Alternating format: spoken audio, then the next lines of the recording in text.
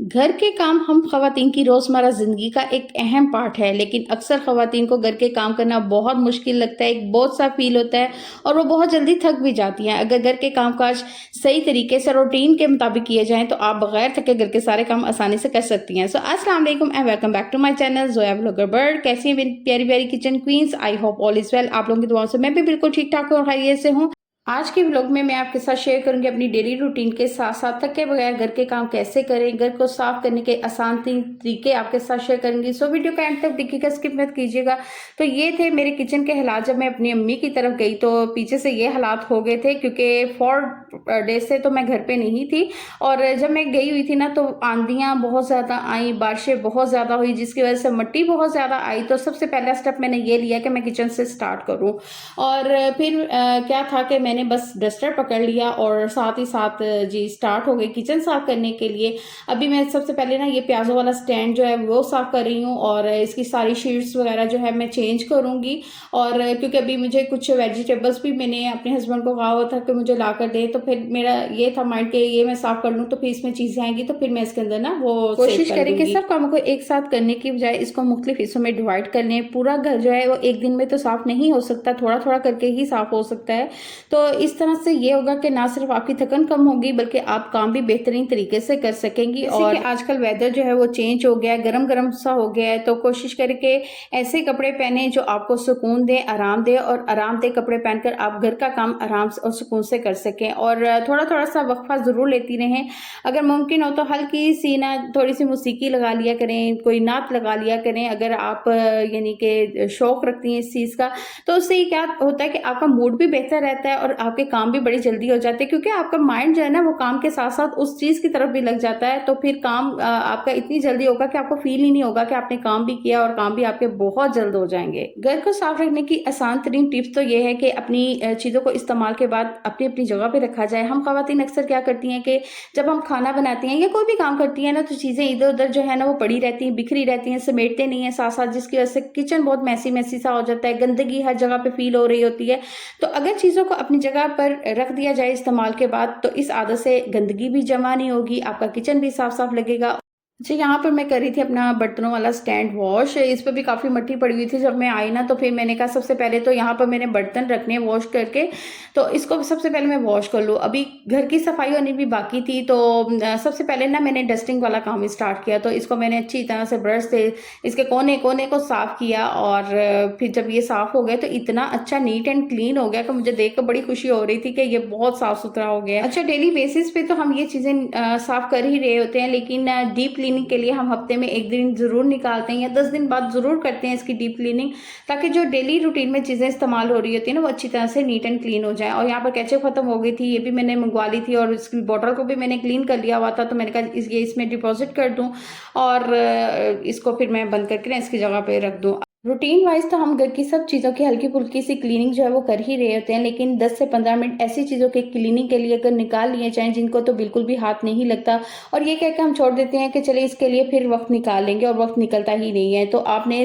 15 से 20 मिनट ऐसी चीज़ों के लिए निकालने हैं जो कि काफ़ी दिनों तक पड़ी रहती हैं, और अगर थोड़ा थोड़ा से भी काम करके हम समेटेंगे ना, करेंगे, तो इंशाल्लाह आपके घर के आहिस्ता आहिस्ता जो ऐसे काम है, ऐसे कोने पड़े रहते हैं जो साफ़ नहीं होते, ऐसी चीज़ें जो बिखरी रहती हैं जो कि आप समेट नहीं सकती, तो आपके वो आहिस्ता आहिस्ता से सारे काम भी सिमट जाएंगे, हो जाएंगे, और आपका घर बड़ा नीट एंड क्लीन और साफ सुथरा लगेगा।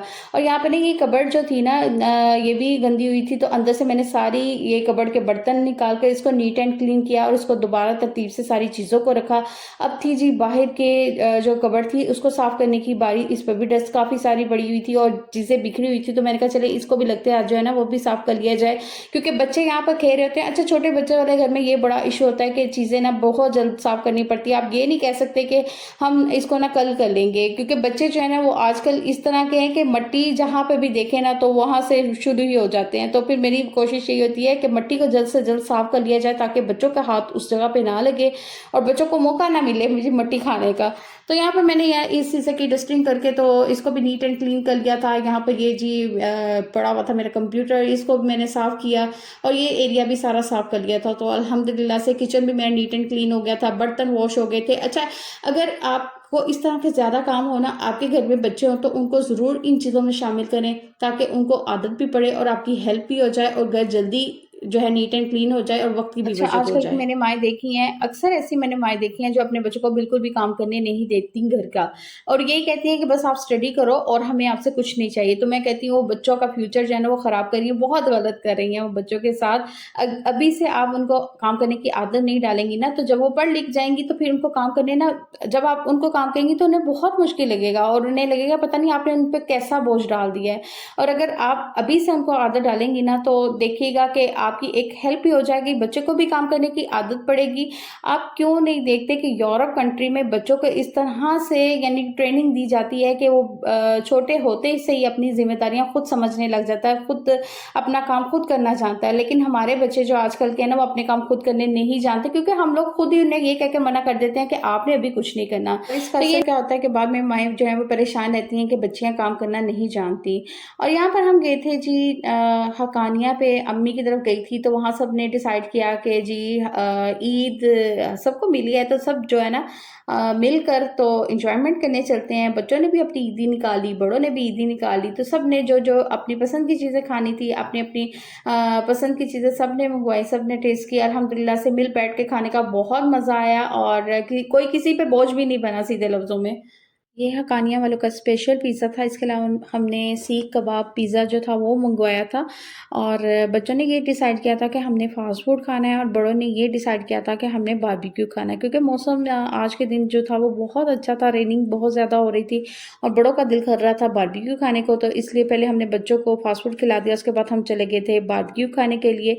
और ये भी फैसलाबाद की बहुत ही फ़ेमस शॉप है पप्पू तिक्का शॉप। यहाँ पर हमने मँगवाया था तवा पीस और साथ ही साथ चिकन बारबेक्यू मँगवाया था और ये बहुत मज़े का था। और सब इस तरह से मिल बैठ कर जब इकट्ठे होते हैं ना तो इस तरह की जब गैदरिंग होती है तो बहुत ही मज़ा आता है। बच्चे अपना एंजॉय करते हैं, बड़े अपना एंजॉय करते हैं और जब खाना खाकर वापस आए ना तो आइसक्रीम की क्रेविंग हो रही थी। बच्चे कह रहे थे कि भाई अब हमने मीठे में आइसक्रीम खानी है, तो फिर हमने घर जब गए तो वहाँ पे सबके लिए आइसक्रीम मंगवा ली और ठंड में वैसे भी आइसक्रीम खाने का बहुत ही मज़ा आता है। तो यहाँ पर सबने आइसक्रीम खाई, बहुत मज़ा आया इस दिन। और ये था जी मेरी फ्रेंड का घर में मैं और मेरी यूके वाली फ्रेंड हम दोनों मिलकर ना अपनी फ्रेंड की तरफ गए थे। तो मैंने आपको लास्ट व्लॉग में दिखाया था कि मैं इनके लिए गिफ्ट लेके गई हूँ, तो मुझे इनसे मिलना भी था, इनको गिफ्ट भी देने थे और क्योंकि फिर पता नहीं उसने कब आना था, कब नहीं वापस आना था। तो बहुत मज़ा आया मिलकर और बहुत इंजॉय भी हमने भी किया, पुरानी यादें ताज़ा की। और ये मेरी फ्रेंड जो है ना, ये मेरी बचपन की फ्रेंड्स हैं और यहीं पे आज मैं अपने ब्लॉग का एंड भी करना चाहूँगी। ये हमारा वापसी का सफ़र यहाँ पे स्टार्ट हुआ था और ये बहुत प्यारा जो था ना व्यू था। इस टाइम जो सूरज जो है वो ग़ुरूब हो रहा था, तो मुझे ये बहुत व्यू अच्छा लगा। करूँगी आज मैं अपने ब्लॉग का एंड। अगर आप भी थोड़ी सी प्लानिंग और मुस्तकिल मिजाजी इख्तियार करेंगे तो घर के काम ना सिर्फ आसान हो जाएंगे बल्कि आप बगैर थके अपने काम बहुत अच्छे तरीके से अंजाम दे सकती हैं। याद रखें छोटे छोटे कदम बड़े फ़र्क का बाइस बन सकते हैं। कल मिलेंगे एक अच्छे से नए व्लॉग के साथ। अपना ढेर सारा ख्याल रखें, ढेर सारी दुआ में याद रखें। चैनल को सब्सक्राइब करें और वीडियो को ज़्यादा से ज़्यादा लाइक और शेयर करें। कल मिलेंगे, कल तक के लिए अल्लाह हाफिज़।